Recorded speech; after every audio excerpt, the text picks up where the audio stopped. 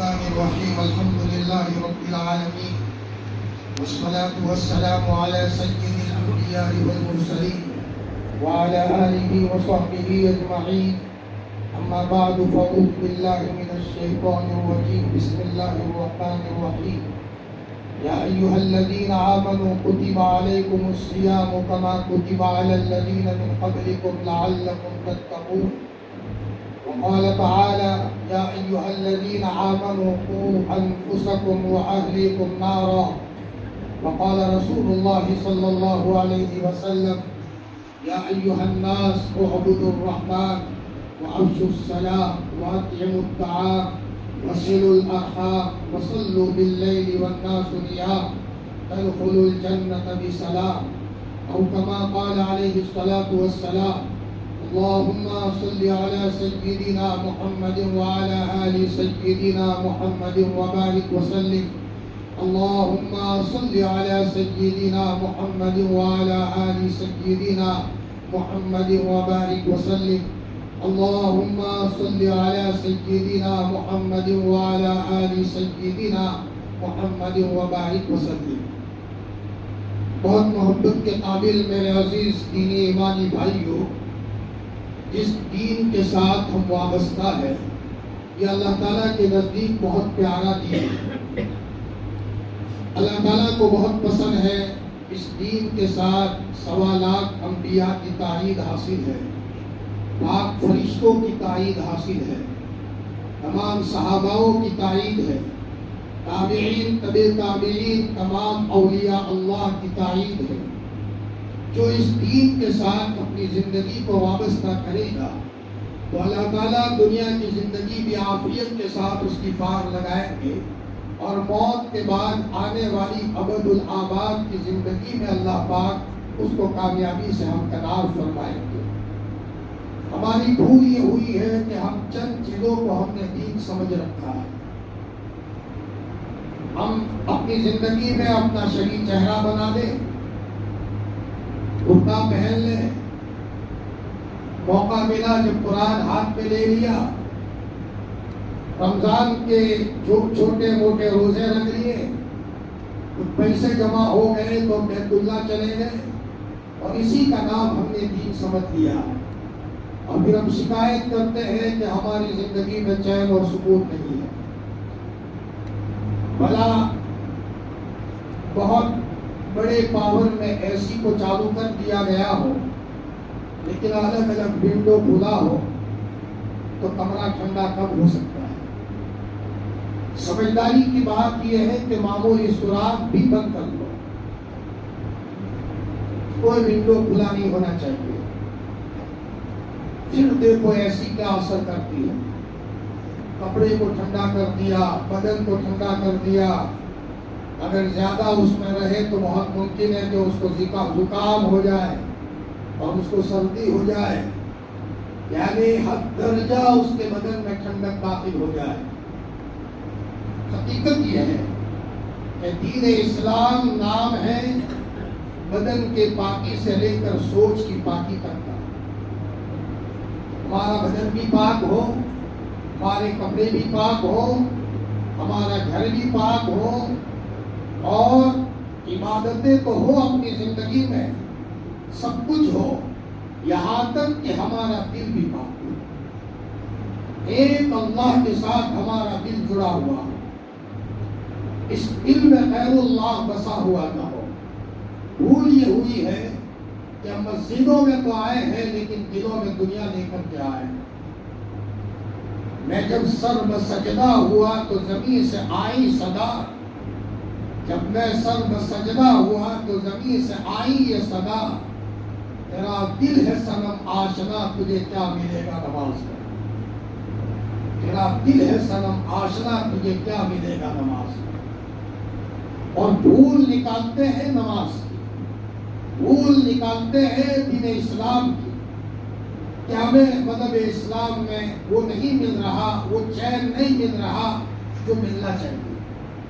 کہیں ہماری مثال اس عورت کی سی تو نہیں ہے کہ جو ایک چاند دیکھنے کے لیے جب وہ آئی تو وہ اپنے بچے کا منہ اور پلیت صاف کر کے آئی تھی. چاند دیکھنے کے موقع پر جب چاند دور سے دیکھ رہی ہے تو اپنا ہاتھ اپنی پیشانی پر کر کے وہ چاند دیکھ رہی ہے، تو ذرا وہ بچے کا منہ اور پلیت کا کچھ حصہ اس کی انگلی پر لگا ہوا تھا، تو ذرا اس کو بدبو آ رہی تھی، تو اس نے یہ کہا کہ اب کی مرتبہ جو چاند نکلا ہے وہ بڑا بدبودار ہے۔ حقیقت یہ ہے کہ چاند بدبودار نہیں تھا، اس نے اس بچے کی صفائی میں کمی رکھی تھی۔ جب ہم اپنی زندگی میں نماز کو کامل طور پر لائیں گے اس کو سیکھنا پڑتا ہے، وضو کو کامل طور پر لائیں گے اس کو سیکھنا پڑتا ہے۔ خدائے پاک کی قسم احادیث بھری پڑی ہے وضو کے لیے۔ صحابہ وضو سکھاتے تھے ایک دوسرے کو، ایک محلے سے دوسرے محلے میں جاتے تھے اور کہتے تھے میں تم کو وہ وضو سکھاؤ جو میں نے نبی کریم صلی اللہ علیہ وسلم سے سیکھا ہے۔ نماز سکھاتے تھے، اور اسی نماز کے لیے تو حضرت جبرائیل آسمان سے آئے تھے اور نبی کریم صلی اللہ علیہ وسلم کو بیت اللہ کے پاس 2 دن تک باقاعدہ نماز کو سکھایا تھا۔ سب کچھ سکھایا ہے، کتابیں بھری پڑی ہے، لیکن ہماری بھول یہ ہوئی کہ چھوٹی موٹی 2-4 باتوں کو معلوم کر کے ہم قناعت کر کے بیٹھ گئے۔ تو ہی نادا قناعت کر بیٹھا، ستاروں سے آگے جہاں اور بھی ہے، ستاروں سے آگے جہاں اور بھی ہے۔ جن لوگوں نے اپنا تعلق اللہ سے وابستہ کیا، نمازوں کے ذریعے سے اللہ تعالیٰ سے اپنا کنیکشن مضبوط کیا، قرآن مجید کی تلاوت کرتے کرتے دعائیں مانگی، اللہ تعالیٰ نے ان کی دعا کو سن لیا۔ سفیان ثوری رحمۃ اللہ علیہ بہت بڑے اللہ کے ولی گزرے ہیں، وہ پڑھنے کے لیے اپنے 2 ساتھیوں کے ساتھ مدینہ المنورہ میں گئے۔ اس زمانے میں لوگ جاتے تھے اور آج کل کی طرح مدرسے نہیں ہوتے تھے، تو سفیان ثوری رحمۃ اللہ علیہ اور ان کے 2 دوستوں نے آپس میں مل کر کے مشورہ کیا کہ 2 آدمی سبق سنیں گے اور ایک آدمی جنگل سے لکڑیاں لائے گا، کھانا پکائے گا، تاکہ 2 ساتھیوں کے لیے کھانے کا انتظام کرے، پھر 2 ساتھی اس کو سبق سنا دیں گے، وہ سبق یاد کر لے گا، دوسرے دن دوسرے کی باری آئے گی، تیسرے دن دوسرے کی باری آئے گی، یہ نظام چلتا رہا۔ چنانچہ سب سے پہلے سفیان ثوری کی باری آئی۔ سفیان ثوری رحمۃ اللہ علیہ کو 2 دوستوں نے کہا کہ تم کھانا پکانے کا انتظام کرو۔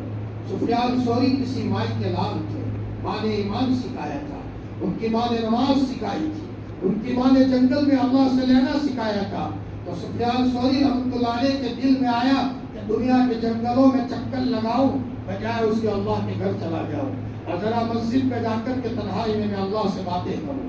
آئے، دروازہ بند کیا، چاشت کا وقت تھا، مصلی پکڑا، میرے ربا میں اللہ کے رسول کا مہمان ہوں، علم حاصل کرنے کے لیے مدینہ المنورہ میں آیا ہوں، اے اللہ میرے 2 دوستوں نے مجھے کھانے کی ذمہ داری دی ہے، لیکن میرے ربا بنی اسرائیل پر آپ نے 40 سال تک من و سلوہ کو اتارا تھا، میں حضور کا امتی ہوں، میں تیرے دربار میں بھیک مانگنے کے لیے آیا ہوں، تو میرے لیے انتظام فرما۔ روئے اور بہت روئے، بہت روئے، اللہ تعالیٰ سے دل لگا کر کے روئے، حلال کمائی کھانے والے تھے، تنہائی میں بیٹھ کر اللہ سے دل بہت لگا۔ جب یہ اپنے دوستوں کے پاس گئے تو دوستوں نے پوچھا سفیان کوئی تیاری کی ہے؟ فرمایا ہاں، سیٹ نے کہا ہے تھوڑا صبر کر لو، ہم دیں گے، دیر سے دیں گے لیکن ذرا اچھا دیں گے۔ 2 دوست مطمئن ہو گئے، مانو کسی اچھی جگہ سے سفیان ثوری انتظام کر رہے ہیں اور آئے گا اور اچھا ملے گا۔ دوسرے دن دوسرے ساتھی کی باری آئی تو دوسرے ساتھی کو 2 آدمیوں نے بھیجا، ان کے بھی دل میں اللہ نے یہی ڈالا کہ ادھر ادھر جاؤ تو ذرا مسجد میں جا کر کے میں اللہ سے باتیں کروں۔ انہوں نے مصلی پر آ کر کے اللہ کے سامنے روئے اور بہت روئے۔ شام پڑی، دوستوں کے پاس گئے، پوچھا کیا ہوا؟ فرمایا تم نے کوئی تیاری کی ہے؟ فرمایا سیٹ نے کہا ہے صبر کر لو، میں تم کو دوں گا اور اچھا دوں گا، دیر صحیح لیکن اب دیر نہیں ہے، تم کو بہت اچھا ملے گا۔ چنانچہ وہ 2 ساتھی صبر کر کے بیٹھ گئے۔ تیسرے دن تیسرے کی باری آئی، وہ بھی اسی طرح مسجد میں رویا۔ اس زمانے میں مائیں اپنے بچوں کی تربیت اسی طرح کیا کرتی تھی۔ 3 دن مکمل ہو گئے اور ادھر تینوں بھوک سے نڈال ہے، ان کا پیٹ ان کے قبر سے لگ چکا ہے، لیکن دعائیں کی اللہ کی طرف اور اللہ تعالیٰ نے وہ دعائیں آسمانوں پر اٹھائی ہے۔ وقت کا بادشاہ سویا ہوا ہے اور اللہ کی طرف سے کسی نے آ کر کے کہا अदरिक सुफियान व असहाबहु, जल्दी से उठो, सुफियान और उनके साथी की खबर लो। अगर तुमने उनकी खबर नहीं ली तो तुम्हारी खैर नहीं होगी। डरावनी शक्ल में इनको ख्वाब में किसी ने डराया। बादशाह बेचैनी के साथ उठा और उठ करके फौरन अपने वज़रा को कहा, मानो न मानो को सुफियान नाम का आदमी मदीनतुल मुनव्वरा में आया है और जरा मुझे ख्वाब में बेचैन किया गया है। वो कौन है? वो और उनके दो साथी, इनका इंतजाम करो। चुनाचे वक्त का वो बादशाह अपने वजीर को भेजता है, 10,000 दिरहम लेकर के भेजता है। तलाश करते करते पता चला कि फलाने कमरे में 3 आदमी परदेश से आए हैं और जरा पढ़ने में लगे रहते हैं। दरवाजा खटखटाया तो अचानक सुफियान सौरी बाहर आए। क्या नाम आपका? कि सुफियान। 2 दोस्तों का क्या नाम है? कि ये नाम है। ख्वाब में बता दिया था। फरमाया बादशाह ने आपको सलाम कहा है। और बादशाह ने कहा अल्लाह से मत कहो, शिकायत मत करो, हम आपकी खिदमत में हाजिर हैं। और बादशाह ने ये 10,000 दिरहम आपकी खिदमत में भेजे हैं और फरमाया ये इस्तेमाल करो और बादशाह तुम्हारे लिए मुस्तकिल वजीफा इंतजाम करते हैं। फरमाया इधर हजरत सुफियान रोते हैं और उनके दोस्त अहबाब रोते हैं और अल्लाह उनके लिए इंतजाम करता है।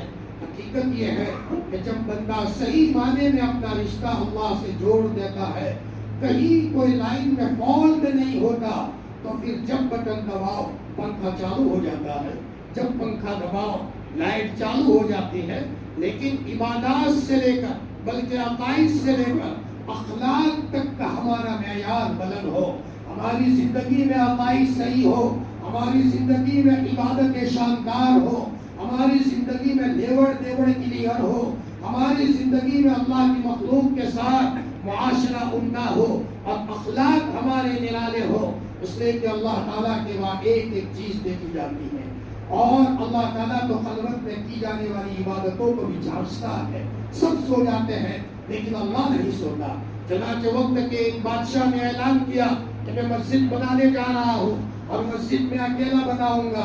मेरी मस्जिद बनाने में कोई 1 रुपया भी न दे ताकि मेरे नाम की मस्जिद बने। बादशाह था, करोड़पति था, बादशाह मस्जिद बनवा रहा है और चारों तरफ से ईंटें आ रही है, नारा आ रहा है, मस्जिद की तामीर हो रही है। लेकिन उसी बस्ती में रहने वाली एक गरीब औरत, अल्लाह से ताल्लुक रखने वाली, उसने दिल में कहा मेरे रब का मकान बने और मैं सवाब से खाली रहूं।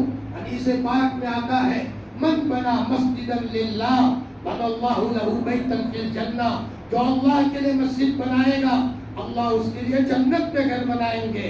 उस अल्लाह की बंदी ने सोचा कि मैं महरूम रहूं, लेकिन बादशाह ने मना कर दिया है और बादशाह सजा देगा।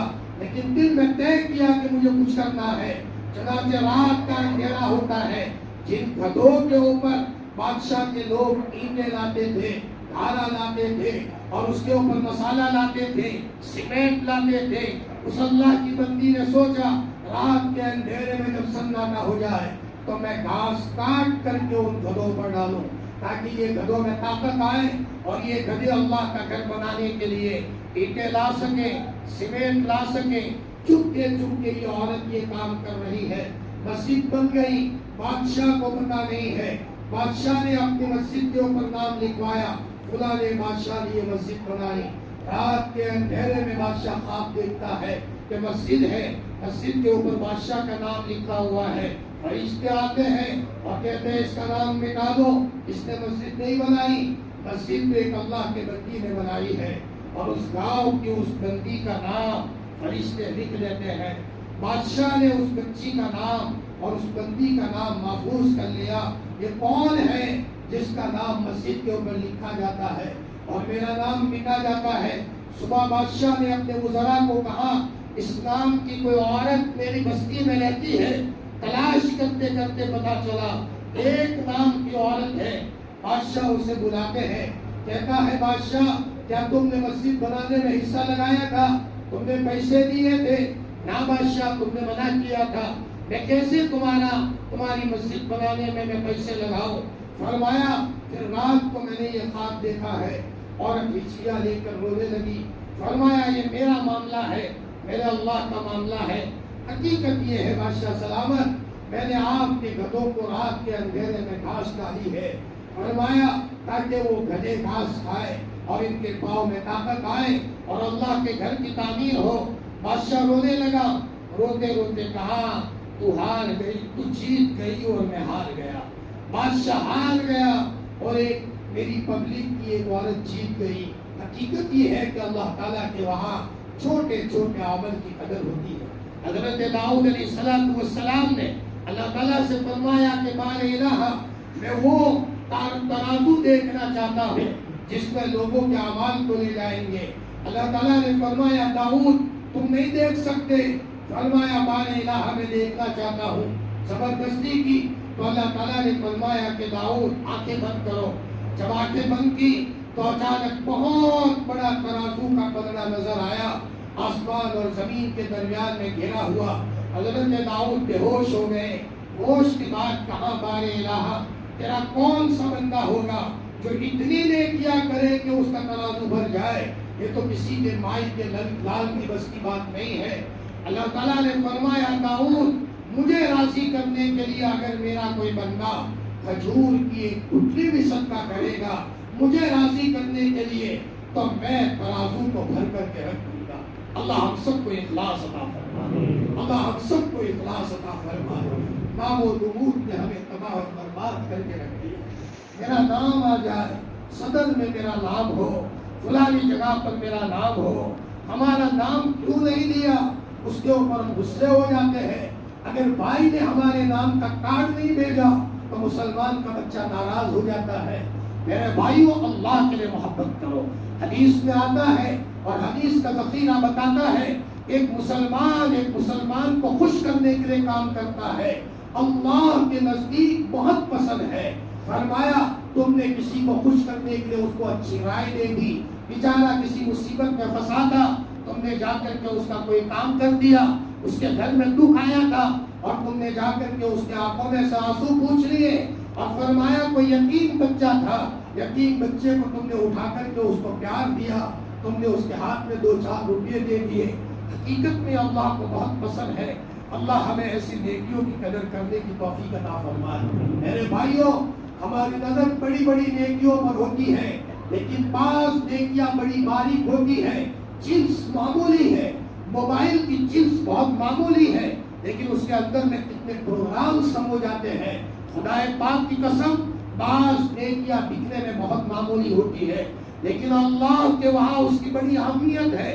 اس لیے آپ علیہ السلام نے فرمایا وَإِيَّاكَ وَحَقَّرَاتِ الذُّنُوبِ، چھوٹے چھوٹے سمجھے جانے والے، معمولی سمجھے جانے والے گناہوں سے بھی اپنے کو بچاؤ، اور جن نیکیوں کو تم معمولی سمجھتے ہو ان کو بھی معمولی سمجھنے سے بچو۔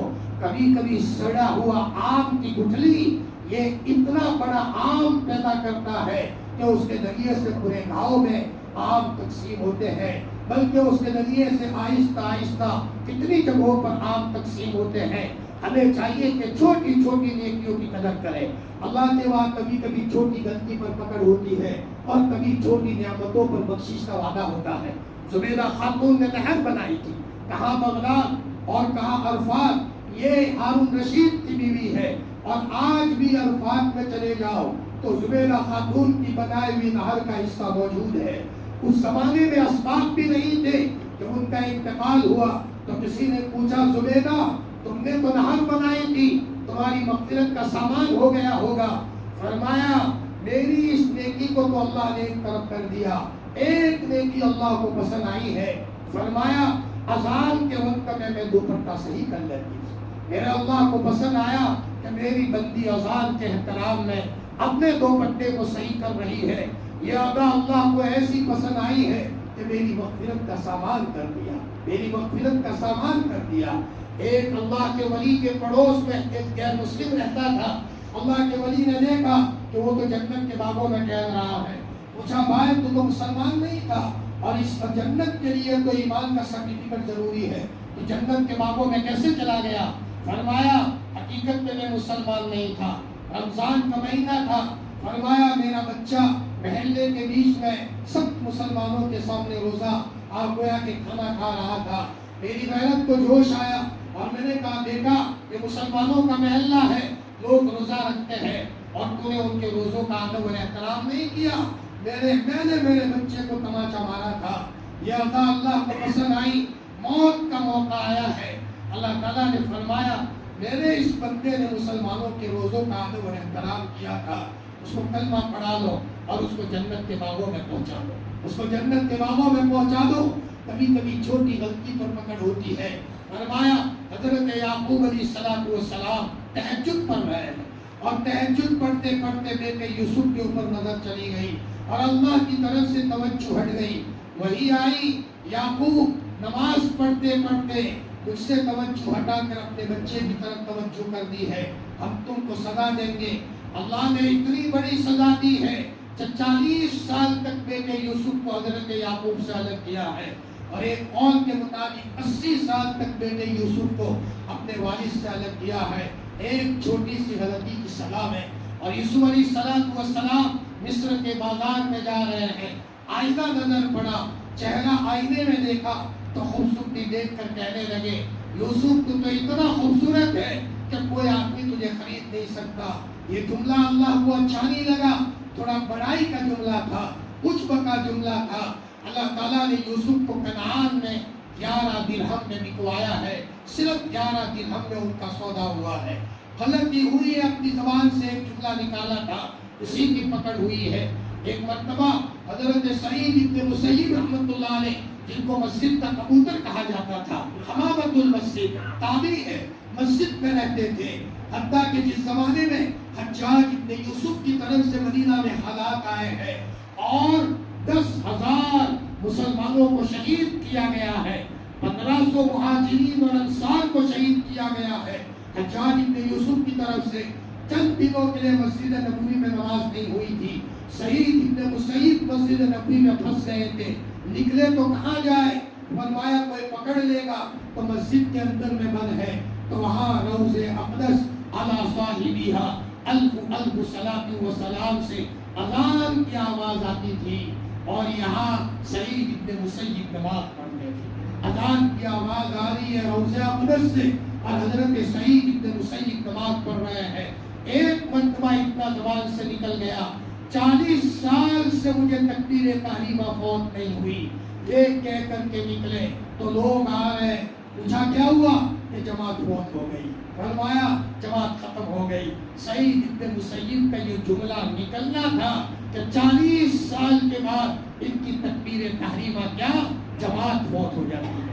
حضرت قتادہ بہت بڑے صحابی ہے، حضرت قتادہ فرماتے کتنے سال ہو گئے میں کوئی چیز بھولا نہیں ہوں، زبان سے اتنا جملہ نکلا، اتنے میں اپنے شاگرد کو کہا کہ بیٹا ذرا جوتا لے آؤ، میں جوتا پہن لوں۔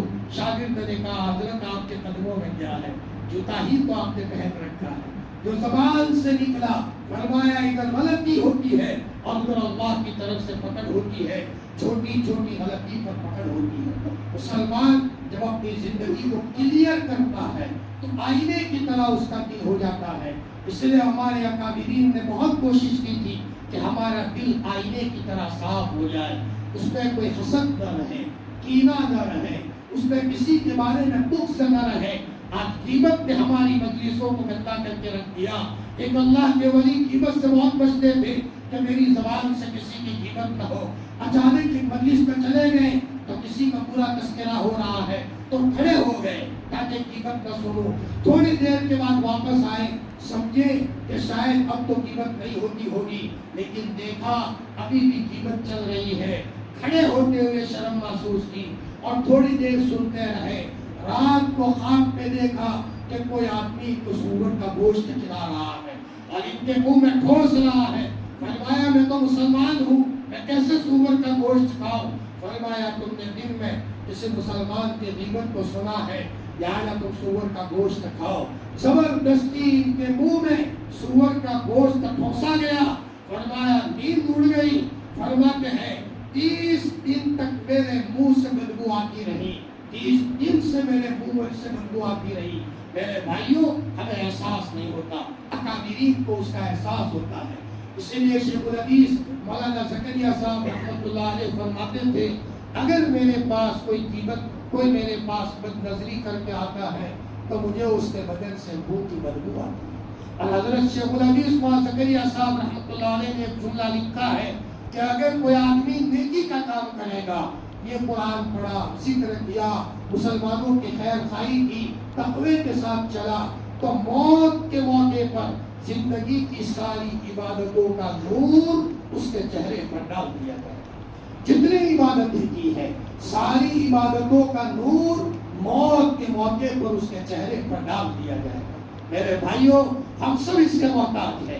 اس زندگی سے آگے بڑی زندگی قبر کا مرحلہ ہے، حشر کا مرحلہ ہے، اللہ کے رسول کو جواب دینا ہے، ایک ایک پائی کا حساب ملتا ہے، لیکن لوگوں کو اس کا احساس نہیں ہوتا۔ امام مالک کا زمانہ ہے اور وہاں ایک عورت کا انتقال ہو جاتا ہے۔ انتقال کے بعد جب اس کو نہلانے کے لیے عورتیں بیٹھی تو نہلاتے ایک عورت نے اتنا کہہ دیا، یہ عورت بدچلن تھی، اس کی زندگی میں بدکاری کی عادت تھی، اتنا کہنا تھا کہ اس کا ہاتھ مرنے والی عورت کے بدن سے چپک جاتا ہے۔ عورتیں نہلانے والی بہت پریشان ہوتی ہے، خوب کوشش کرتے ہیں لیکن ہاتھ الگ نہیں ہوتا۔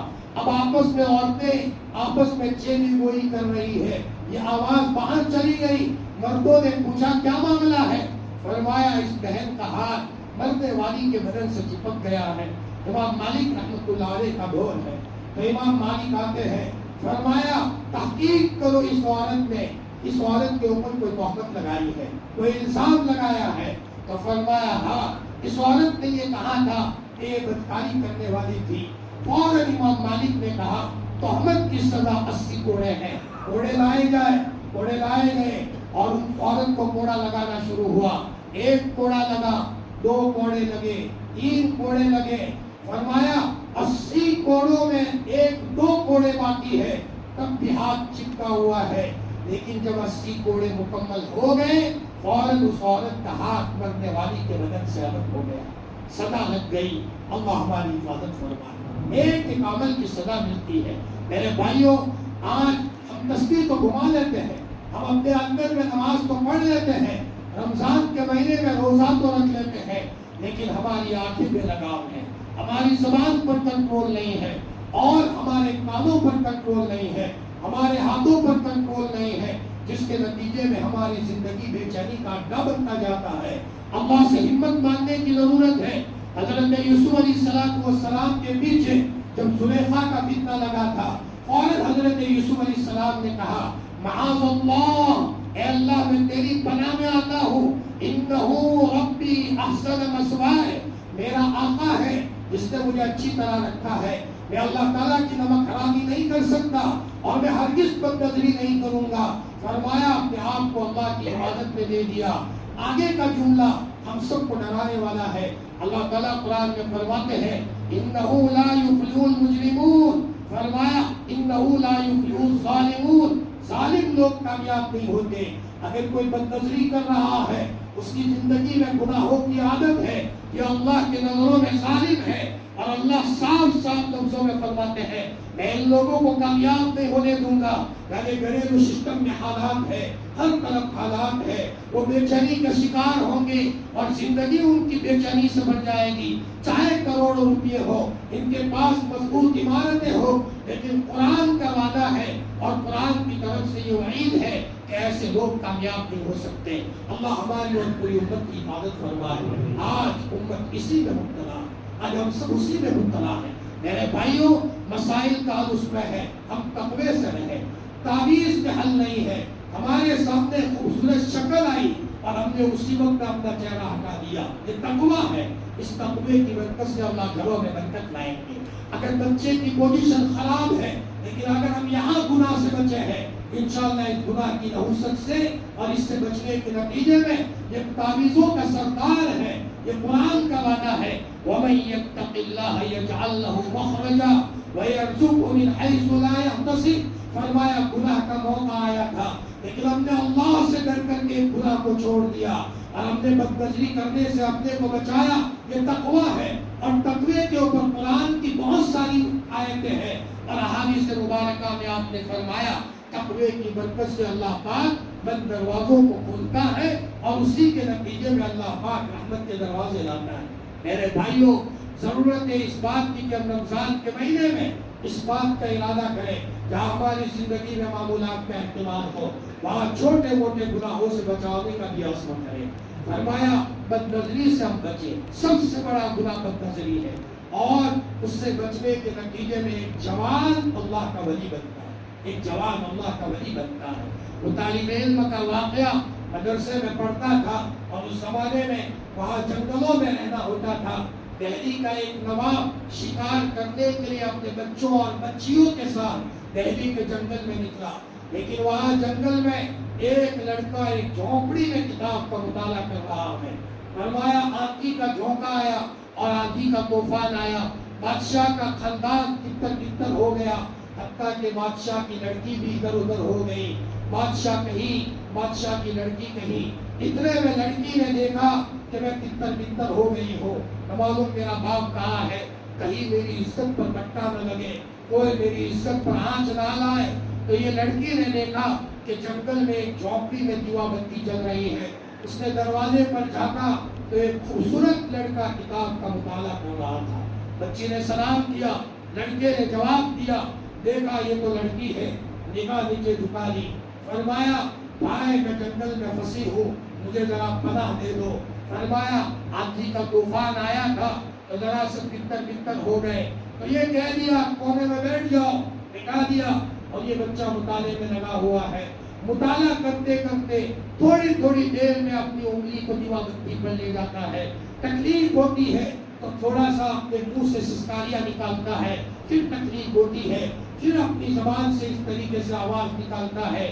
یوں کرتے کرتے پوری رات گزر گئی، لیکن اللہ کے بندے نے اس لڑکی کی طرف نہیں دیکھا۔ صبح بادشاہ نے اپنے لڑکے کو بھیجا، بیٹا جا بہن کو تلاش کر، بہن کہاں ہے؟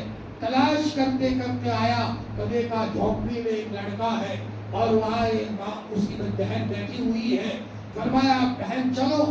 جب بہن روانہ ہونے لگی تو اس نے اس طالب علم سے کہا بھائی سمجھ نہیں آیا، تم نے رات میں کبھی کبھی اپنی انگلی کو دیوا بتی کے وہاں تم نے اپنی انگلی کو ڈالا ہے اور جلنے پر تم نے سسکیاں نکالی ہے، تم نے پوری رات نہیں دیکھا، کیا ماجرا تھا؟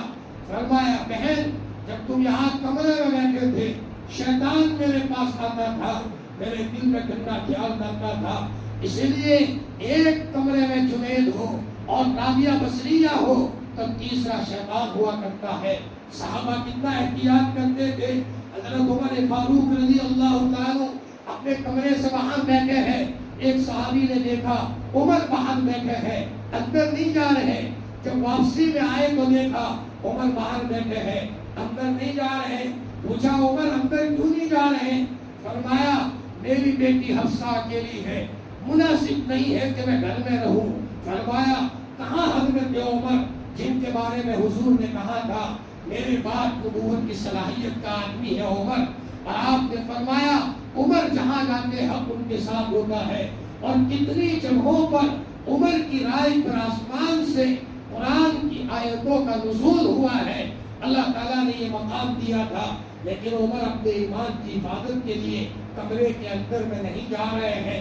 فرمایا حضرت صدیق اکبر رضی اللہ تعالیٰ کو آپ نے فرمایا ابو بکر جب عائشہ اکیلی گھر میں ہو تو تم گھر میں مت رہا کرو۔ یہ آپ ابو بکر صدیق کو کہہ رہے ہیں۔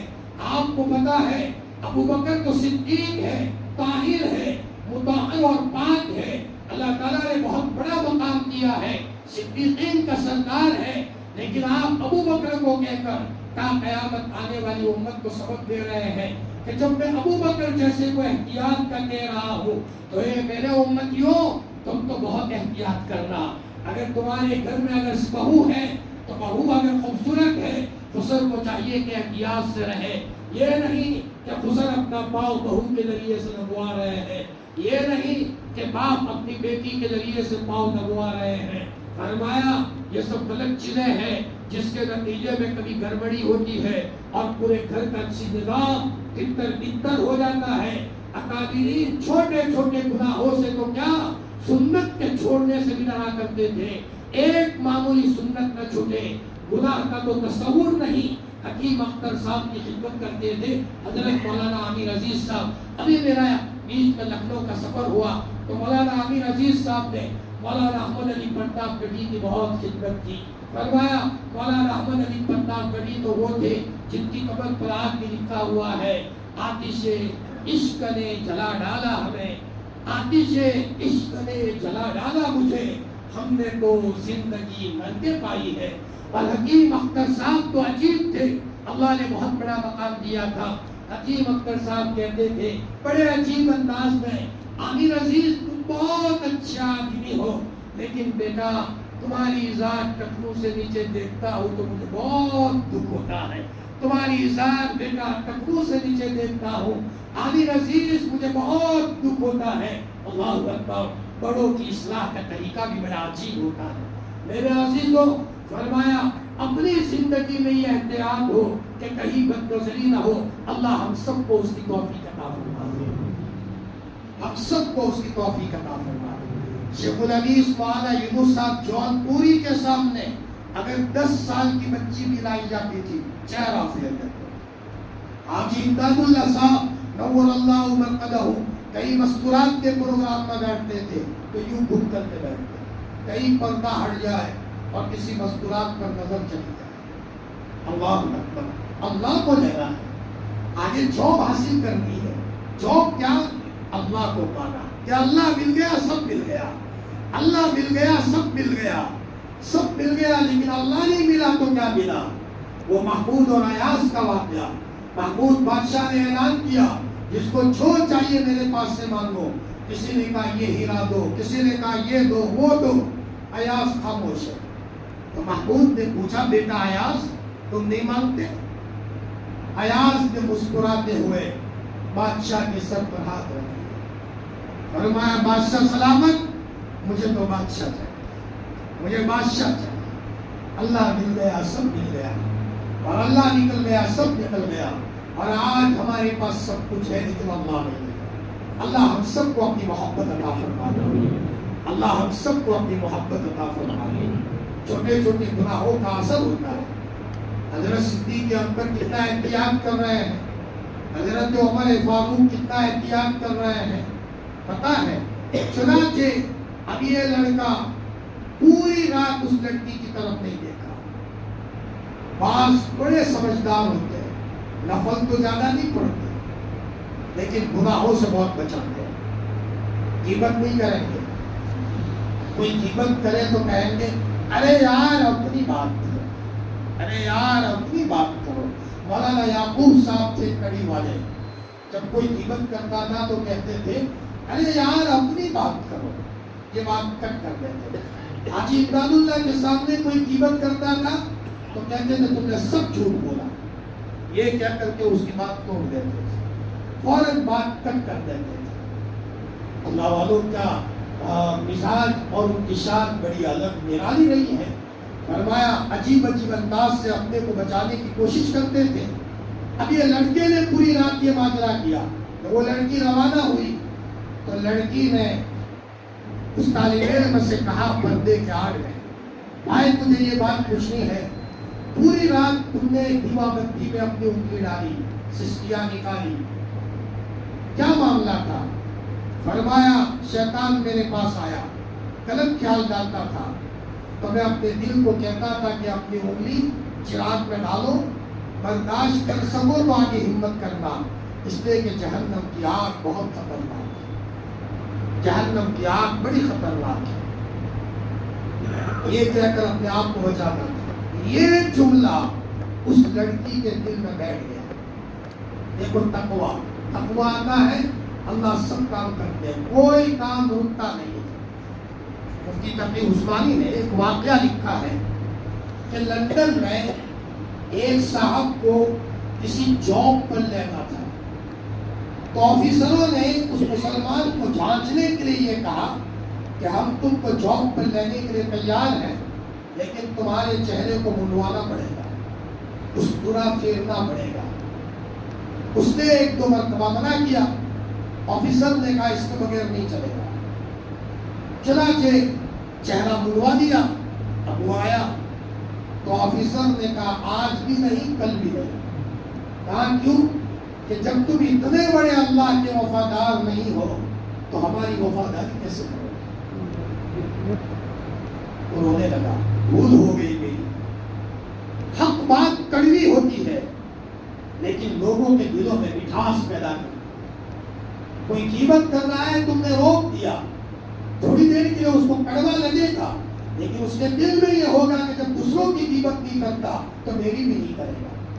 تو زندگی میں اگر کوئی خیر خواہ آدمی ہے تو یہ آدمی ہے، یہ دل میں مٹھاس پیدا کرتا ہے۔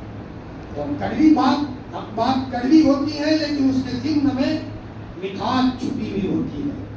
ہمارے حضرت سناتے تھے مفتی فاروق صاحب نور اللہ مرقدہ کہ غازی آباد میں ایک لڑکا میرٹھ میں کمپنی میں کام کرنے کے لیے آتا تھا۔ وہ اکیلا متصور ہے، شرعی دائرے میں ہے اور وہاں مسلم غیر مسلم لوگ زیادہ ہیں، مسلمان بہت کم۔ اس کی عادت تھی کہ کسی لڑکی کی طرف نہ دیکھے، خوبصورت لڑکیاں جھونک کرتی تھی، اس کا کام اپنے کام سے کام، لیکن نماز کا وقت ہو گیا، بس نماز کے لیے تو مجھے جانا ہوگا، روزانہ یہ نماز کی پابندی کرے۔ تو بعض لوگوں نے کمپنی کے سیٹ سے کہا کہ یہ آدمی جو ہے وہ 2-4 نمازیں پڑھنے کے لیے جاتا ہے تو ظاہری بات ہے کہ اس کے نتیجے میں آپ کی کمپنی کا نقصان ہوگا، اس کو منع کر دیا جائے۔ اس کو بلایا، اس مسلمان مرد مجاہد نے ڈنکے کی چوٹ کہا، سیٹ صاحب جب میں دن دے کے میرے اللہ سے ڈرتا ہوں اور اس کا خیال رکھتا ہوں تو تم تو میرے دکھنے والے سیٹ ہو، میں آپ کا خیال کیوں نہیں رکھتا۔ یہ بات سیٹ کے دل میں اتر گئی، اس کو رکھا، اتنا دیکھو کہ دوسروں کے کاموں میں کتنی برکت ہے اور میرے کام میں کتنی برکت ہے۔ چنانچہ دیکھا گیا کہ اس کے کام میں دوسروں کے مقابلے میں برکت زیادہ ہے۔ سال پورا ہونے پر دوسروں کے مقابلے میں اس کی سیلری زیادہ بڑھا دی، اس کی تنخواہ بڑھا دی، اس کا پگار بڑھا دیا۔ تو لوگوں نے کہا کیوں بڑھایا؟ کہ اس کے کام میں برکت ہے۔ ایک وقت وہ آیا کہ اس آدمی نے اس کو اپنے کمپنی کا مینیجر بنا دیا، آگے چل کر کے اس کو اس کا پارٹنر بنا دیا۔ حضرت مفتی فاروق صاحب فرماتے تھے دیکھو مولانا وہ جو جا رہے ہیں وہ کوئی عام آدمی ہے، یہ کوئی مولانا اور محدث نہیں ہے، عام آدمی ہے، لیکن ان کی زندگی دیکھو۔ فرمایا آج یہ حال ہے، غیر مسلم گھروں سے بلاوا آتا ہے، بچیاں کہتی ہیں کہ آپ ہماری طرف کیوں نہیں دیکھتے جبکہ دوسرے لوگ دیکھتے ہیں۔ یہ لڑکا کہتا ہے کہ میرا اللہ سے ڈر لگ رہا ہے، میرا اللہ دیکھ رہا ہے۔ تو غیر مسلم گھروں سے بھی خبریں آتی ہے کہ ذرا اس بچے کو اپنے یہاں لاؤ، اپنے یہاں اس کی دعوت کریں، لیکن یہ بچہ کسی کے گھر نہیں جاتا۔ میرے بھائیوں، ایک ایک عمل کا اثر ہوتا ہے۔ رمضان کا مبارک مہینہ اللہ تعالیٰ نے ہمیں اس لیے عطا فرمایا ہے، چنانچہ ہوا یہ کہ اس لڑکی کے دل میں یہ لڑکا بیٹھ گیا، اس کا رشتہ نہیں تھا، لڑکی نے منع کر دیا مجھے وہ رشتہ نہیں کرنا۔ کہاں کرنا ہے؟ مجھے اسی لڑکے سے رشتہ کرنا ہے جس لڑکے کے ساتھ میں نے رات گزاری تھی۔ گھر والے سمجھے مانو نہ مانو، اس رات میں کچھ چوری ہوئی ہے، آپس میں دونوں کی گڑبڑی ہوئی ہے، اور بادشاہ کے لوگ غصے ہو کر کے آئے۔ یہاں تو چرچا تھا کہ اس لڑکے کی انگلی سے خوشبو نکل رہی تھی، سارے لوگ اس لڑکے کی انگلی سے خوشبو بھاگ رہے تھے اور یہ کہہ رہے تھے، وہ بچہ کہہ رہا تھا رات میں جب میری انگلی جلی ہے مجھے تکلیف تو ہوئی ہے لیکن اللہ نے اس کے ذریعے سے وہ خوشبو دی ہے۔ فرمایا اس خوشبو کی وجہ سے میرا پورا گھرانہ معطر ہے۔ اللہ تعالیٰ نے بادشاہ کی لڑکی اس کے گھر میں دی، یہاں تک نہیں بلکہ بادشاہ نے جب اس کو اپنا داماد بنایا، حکومت نے اس کو اپنا پارٹنر بنایا، 5 انگلیاں گھی میں کی اور اللہ نے تقوی کی برکت سے اس کی زندگی کو خوشحال کر دیا۔ میرے بھائیوں، تقوی کو لینے کے لیے تھوڑا دل پر پتھر رکھنا پڑتا ہے۔ عطایا بقدری بنایا، آدمی جتنی مشقت اٹھاتا ہے اتنا اس کو انعام ملتا ہے۔ صدیق اکبر رضی اللہ عنہ نے مشقت اٹھائی، اتنی مشقت اٹھائی کہ تبوک کے موقع پر پورا مال لا کر کے آپ علیہ السلام کے دربار میں حاضر کر دیا اور پوری فیملی کو آپ کے ساتھ خدمت میں لگا دیا۔ حتیٰ کہ ایک موقع پر حضرت اسماء نبی کریم صلی اللہ علیہ وسلم کی خدمت میں ٹفن لے کر کے جا رہی ہے اور راستے میں ابو جہل ملعون مل گیا۔ ابو جہل کو پتا چلا کہ ابو بکر کی بیٹی ٹفن لے کر جا رہی ہے تو پوچھا اسماء بتا تیرا باپ کہاں ہے اور محمد کہاں ہے؟ لیکن وہ عام آدمی کی بیٹی نہیں تھی، وہ صدیق اکبر کی بیٹی تھی۔ حضرت اسماء نے کہا مر تو سکتی ہوں لیکن میں میرے اللہ اور اللہ کے رسول اور میرے باپ کا سراغ نہیں بتا سکتی۔ ابو جہل نے زور سے تماچا مارا، اسما گر جاتی ہے اور پتھر کی ایک نوک پیشانی میں گھس جاتی ہے، خون نکلتا ہے، اسما کے کپڑوں پر تھوڑا خون لگتا ہے۔ آپ علیہ الصلوۃ والسلام کے پاس حضرت اسما جب جاتی ہے، خون کی حالت میں دیکھ کر لاٹ لے کے آنکھوں میں آنسو بھر آئے۔ آپ نے فرمایا بیٹی اسما کیا ہوا؟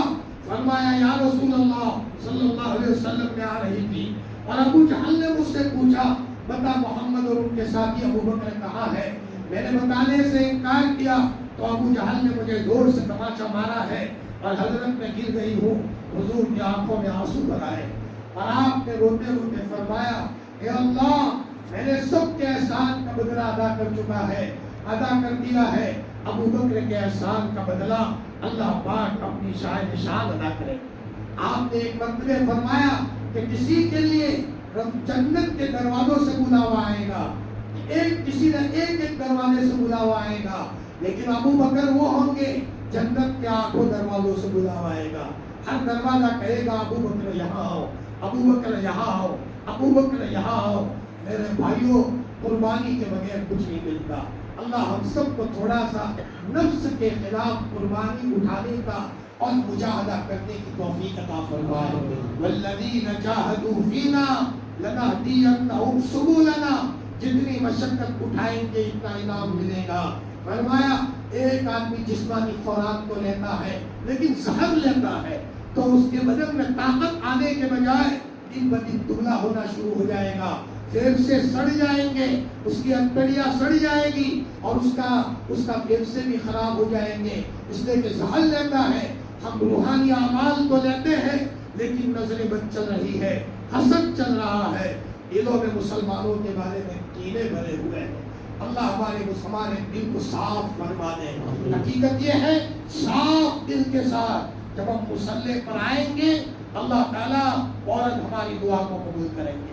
اور مسلمان کا دل جتنا صاف ہونا چاہیے، امام ابو حنیفہ رحمۃ اللہ علیہ کو ایک آدمی نے برا بھلا کہہ دیا، بہت برا بھلا کہا۔ امام صاحب ہمارے امام ہیں جن کے مسلک پر ہم نماز پڑھتے ہیں، بہت دل دکھا۔ امام صاحب نے مسکراتے ہوئے کہا بیٹا میں مارنا چاہوں تو تجھے مار سکتا ہوں، تیرے مقابلے میں طاقتور ہوں۔ بیٹا اگر میں بدلہ لینا چاہوں تو حکومت سے کہہ دوں آ کر کے تمہیں پکڑ کر کے لے جائے اور تمہیں کوڑے لگائے۔ بیٹا میں تم سے بدلہ لینا چاہوں حشر کے میدان میں اللہ تعالیٰ کے سامنے کٹہرے میں تمہیں حاضر کروں اور فرشتے تمہیں کوڑے مارے، لیکن بیٹا میں معاف کر دیتا ہوں۔ اور آگے کی بات سن، اگر میں اللہ نے مجھے کل معاف کر دیا اور اگر مجھے موقع ملا سفارش کرنے کا، میں کسی کی سفارش کروں تو بیٹا تیری سفارش کر کے تیرے بغیر میں جنت میں نہیں جاؤں گا، میں سفارش کر کے تیرے بغیر میں جنت میں نہیں جاؤں گا۔ کتنی بڑی بات امام ابو حنیفہ رحمۃ اللہ علیہ فرما رہے ہیں۔ میرے بھائیوں آج ہمارا دل مسلمانوں کے بارے میں، اپنے رشتہ داروں کے بارے میں اندر سے بھرا ہوا ہے، گدلا ہے، بیمار ہے اور ہمارا قلب سقیم ہو چکا ہے۔ مسلمان کو اپنا دل 7 سمندروں سے بڑا بنانے کی ضرورت ہے اور مسلمانوں کو خوش کرنے کی ضرورت ہے۔ حضرت خواجہ ابوالحسن نوری رحمۃ اللہ علیہ نے بادشاہ کے خلاف کوئی حق بات کہہ دی۔ 3 آدمی تھے، بادشاہ نے کہا سب کو قتل کر دوں گا، سب کو بلا کر کے لاؤ۔ خواجہ ابوالحسن نوری رحمۃ اللہ علیہ ان کو اور ان کے 2 ساتھیوں کو لایا گیا۔ بادشاہ دیکھ رہا ہے کہ تینوں آ گئے ہیں، جلاد کو کہوں کہ ان کی گردن اڑا دے، لیکن بادشاہ کے دل میں ابوالحسن نوری کی تھوڑی محبت تھی، ابوالحسن نوری سے محبت کرتے تھے، تو بادشاہ چاہتا تھا یہ بچ جائے۔ تو بچنے کی شکل یہ ہے کہ مجلس بدل دوں اور وہ دونوں آگے آ جائے اور ابوالحسن نوری پیچھے چلے جائے۔ مجلس بدلی تو بھی ابوالحسن سب سے آگے، 2 ساتھی پیچھے۔ بادشاہ نے پھر کہا مجلس بدل دو تو ابوالحسن پھر سب سے آگے اور وہ 2 ساتھی پیچھے۔ تو بادشاہ نے کان میں کہا ابوالحسن میں تو تم کو بچانا چاہتا ہوں، پہلے 2 ساتھی آگے آ جائے، تم پیچھے رہو، ان دونوں کو قتل کر دوں، ان کو کیا پتا چلے گا کہ میں تم کو چھوڑ دوں گا۔ خواجہ ابوالحسن نوری رحمۃ اللہ علیہ نے فرمایا بادشاہ سلامت، میں اپنے کو سب سے آگے اس لیے رکھتا ہوں کہ قتل کرنے کا حکم ہے، میں چاہتا ہوں سب سے پہلے میں قتل ہوں تاکہ میرے دو ساتھیوں کو تھوڑا جینے کا موقع ملے، میرے دو ساتھیوں کو تھوڑا جینے کا موقع ملے۔ میں اتنی ترجیح دے سکتا ہوں، اتنا ان کو میرے مقابلے میں تھوڑا بھلا کر سکتا ہوں۔ میرے بھائیوں، مسلمان کی زندگی تو یہ تھی۔ آج ہم جس زمانے میں چل رہے ہیں، لوگ کہہ رہے حالات ہے، یہ حالات تو آنے ہیں، قرب قیامت میں سب ہونا ہے، قرب قیامت میں دجالی فتنوں کی آمد کا دور ہے، لیکن حضور نے ہمیں فتنوں سے بچنے کے لیے جو شکلیں بتائی تھی وہ ہمیں بھی کرنا ہے، اپنے نسلوں کو بھی بتانا ہے۔ وہ شکل یہ ہے، ہم کتاب اللہ سے وابستہ ہو جائے۔ جو آدمی جتنی کتاب اللہ کی تلاوت کرے گا آٹومیٹک اللہ فتنوں سے اس کو بچائے گا۔ جیسے آپ علیہ السلام نے محمد ابن مسلمہ کو دعوت دی، کہا دعا دی تھی، محمد اللہ تم کو فتنے سے بچائے، اتنی دعا دے دی تھی۔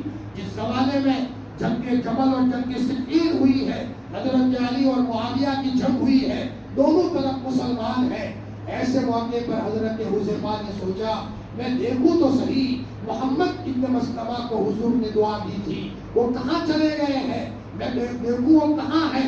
مدینے میں نہیں ملے، ربضہ میں ملے اور جنگل میں خیمہ گاڑا تھا۔ فرمایا حضرت حذیفہ نے محمد یہاں، فرمایا مدینے میں رہوں گا تو کوئی زبان چلانی پڑے گی، اور حضور نے فرمایا تھا ایک زمانہ آئے گا کہ زبان چلانا تلوار چلانے سے زیادہ سخت ہوگا، اس زمانے میں زبان کو خاموش رکھنا چاہیے۔ اس لیے میں جنگل میں آیا ہوں، حقیقت میں وہ نہیں آئے تھے، نبی کی دعا آئی تھی، نبی کی دعا لے آئی تھی۔ ہمیں بھی چاہیے کہ آج کے زمانے میں چھوٹی چھوٹی عبادتوں کی قدر کریں، اپنے بچوں کو دیندار بنانے کی کوشش کریں، چھوٹے موٹے گناہوں سے اپنے کو بچائیں۔ اور یہ صلاۃ و سلام کی جو مجلس ہوتی ہے بھائیوں، یہ معمولی نہ سمجھے، بڑی سعادت ہے ہمارے لیے کہ اللہ کے رسول صلی اللہ علیہ وسلم پر صلاۃ و سلام پڑھا جا رہا ہے، اور یہ صلاۃ و سلام فرشتوں کے ذریعے سے یہ ہدیہ حضور کی خدمت میں پہنچتا ہے۔ ہمارے پاس ایک ڈاکٹر صاحب آئے، عامی آدمی کی، میں کسی عالم کی بات نہیں کر رہا ہوں، ڈاکٹر کی بات کر رہا ہوں، جن کی لڑکی گائنک ڈاکٹر ہے، لیکن ماشاءاللہ پورا گھرانہ تہجد کا پابند ہے۔ ڈاکٹر صاحب نے کہا مولانا جب میں حضور کی خدمت میں گیا، میں نے صلاۃ و سلام پیش کیا تو حضور نظر نہیں آئے، لیکن میرے کان کے پردے پر آواز آئی ڈاکٹر صاحب آ جائیے، وعلیکم السلام ورحمۃ اللہ وبرکاتہ۔ اس سے آگے مجھے ڈاکٹر صاحب کے گھر والوں نے مجھے کہا، فرمایا بھائی میں نے حضور کی قبر پر جا کر شکایت کی کہ حضرت میرے شوہر جو ہے سب اچھے ہیں، ان میں ایک دو کمی ہے، آپ توجہ کریں تو وہ کمی نکل جائے۔ میں نے شکایت کی تو ڈاکٹر صاحب جب حضور کی قبر پر گئے تو اللہ کے رسول نے ڈاکٹر صاحب کو کہا میری شکایت کرتی ہے وہ شکایت نہ کرے، اپنی اصلاح فرما لے۔ میرے بھائیوں، حقیقت یہ ہے ایک ایک عمل کا بدلہ ملتا ہے، اور یہ صلاۃ و سلام کا نظرانہ حضور کی خدمت میں پیش ہوتا ہے۔